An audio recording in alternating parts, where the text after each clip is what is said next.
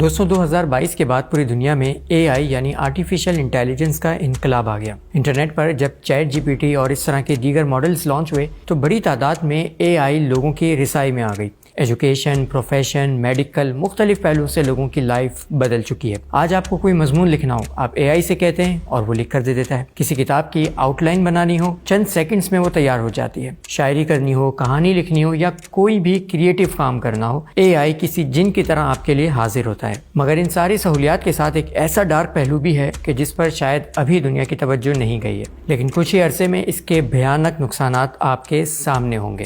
Using AI to do your schoolwork makes you dumber. I am so sorry. I've made a few videos on AI and it turns out I've been making you all dumb. Over-dependence on AI can make your brains rot.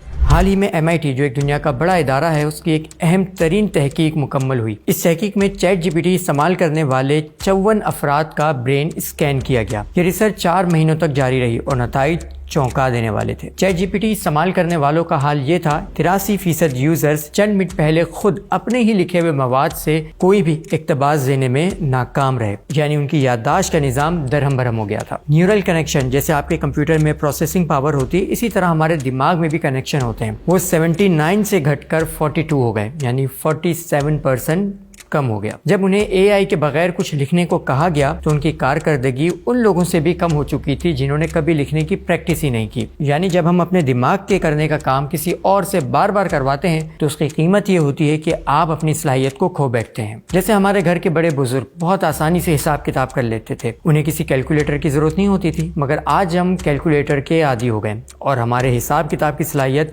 دن بدن کم ہوتی جا رہی ہے۔ اسی طرح جب ہم ہر کام machine کے سپرد کر دیتے ہیں تو اس کا نتیجہ یہی نکلتا ہے کہ ہماری صلاحیت ختم ہونے لگتی ہے۔ آج اگر ہم ہر مضمون، ہر سوچ، ہر خیال اے آئی سے لکھوائیں گے تو کل ہمارا ذہن بھی صرف ایک کی بورڈ بن کر رہ جائے گا جو بغیر اے آئی کے کچھ بھی نہیں کر سکتا۔ مزید اس ریسرچ میں بتایا گیا کہ EEG اسکین کے مطابق الفا ویو جو کہ کریٹیوٹی یعنی تخلیقی سوچ کو ظاہر کرتی ہے، اے آئی کے مسلسل استعمال سے کمزور ہونا شروع ہو گئی۔ بیٹا ویو جو کہ انسانی دماغ کو ایکٹیو رکھتی ہے، ان میں بھی نمایاں طور پر کمی دیکھی گئی، یعنی دماغ نہ ہی کچھ سوچ رہا ہے اور نہ ہی کچھ تخلیق کرنے کے قابل رہا۔ آج مختلف اداروں میں اے آئی سے امپلائیز کی پروڈکٹیوٹی بڑھائی جا رہی ہے، لیکن اس کے استعمال کرنے کی صحیح تربیت نہیں دی جاتی۔ اس کا نتیجہ یہ نکلتا ہے کہ امپلائیز صرف اور صرف ٹولز کے رحم و کرم پر ہو جاتے ہیں اور اے آئی کے بغیر وہ کچھ بھی نہیں کر پاتے۔ صرف MIT نہیں بلکہ مائکروسافٹ اور کئی دیگر رپورٹس بھی موجود ہیں جو یہ بتاتی ہیں کہ اے آئی ہمارے دماغ کو نقصان پہنچا رہا ہے۔ سوال یہ ہے کہ کیا ہم اے آئی کا استعمال چھوڑ دیں؟